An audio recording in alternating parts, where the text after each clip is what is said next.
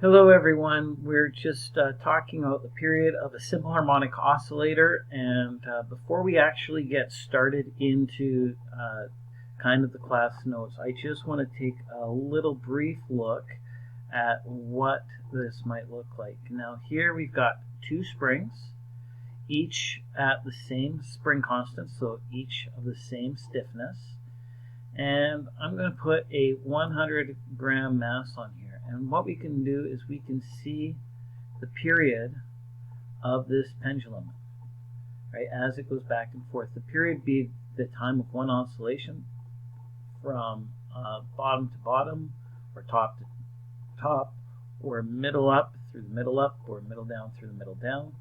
But what happens if we used a bigger mass? One thing that we see is that the period is much slower. So as we increase the mass, we see an increase in the period, the time it takes to make a single oscillation. Well, so now we're going to put the same mass on both of these.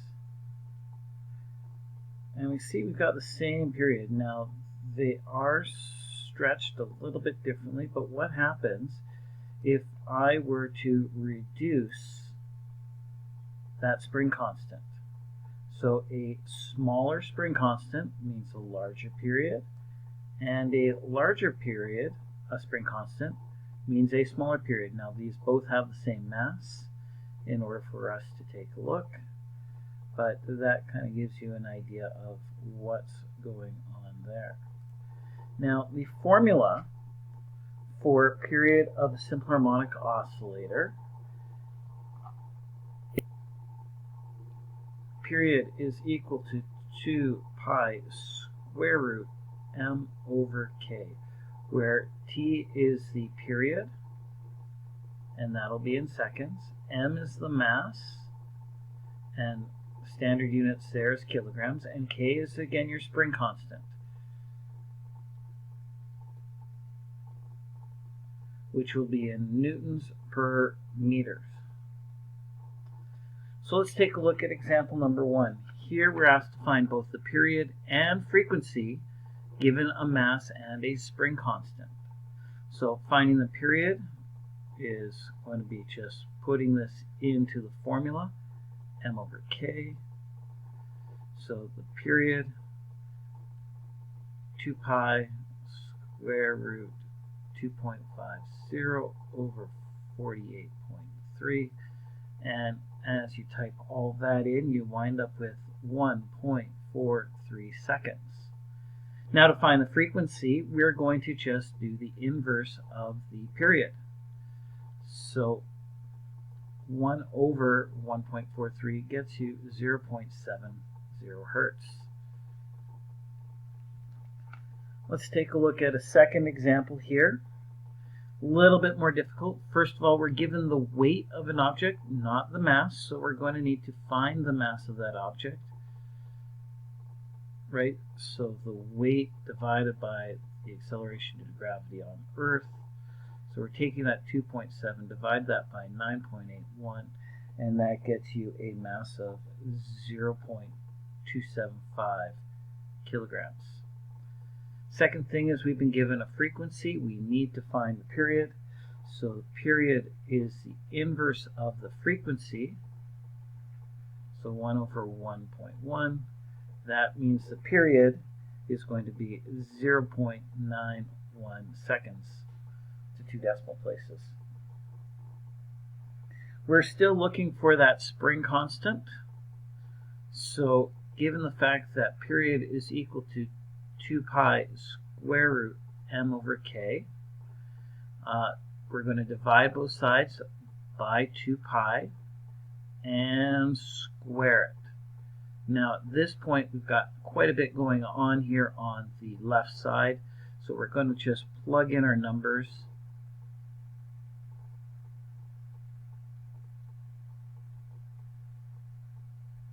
And so when you solve all that, you get 0.021. Now we'll keep our calculator answer there, it's equal to 0.275 over k. Run just a little bit of algebra, and then we can solve for that of 13 newtons per meter. Now it's important that we do actually keep our calculator answer all the way through, and because we've got 2 digits here on the frequency, we're giving a 2-digit answer at the end. Okay, lastly, we've got this question here, example 3, where we've got a 1.25 kilogram object vibrating in simple harmonic motion, so that's the going back and forth again.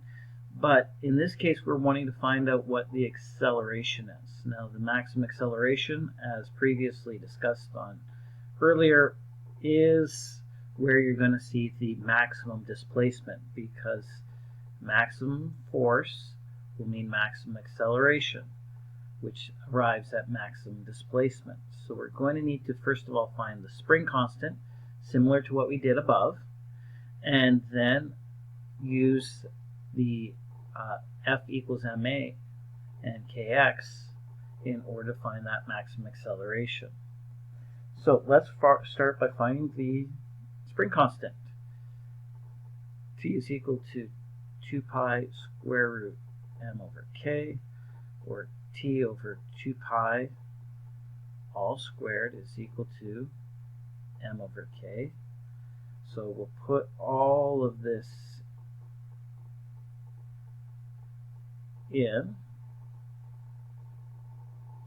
and we find that value is 0.00633, keeping our calculator answer. And a little bit of algebra, we're taking the 1.25, divide that by 0.00633. You find that k is equal to 197 newtons per meter.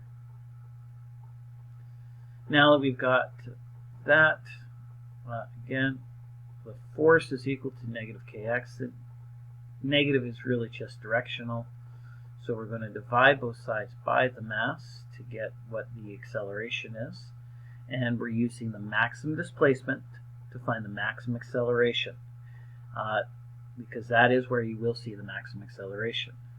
K being 197 again, x being 0.23 meters, and the acceleration is just going to act in the opposite direction, which is really what the negative stands for.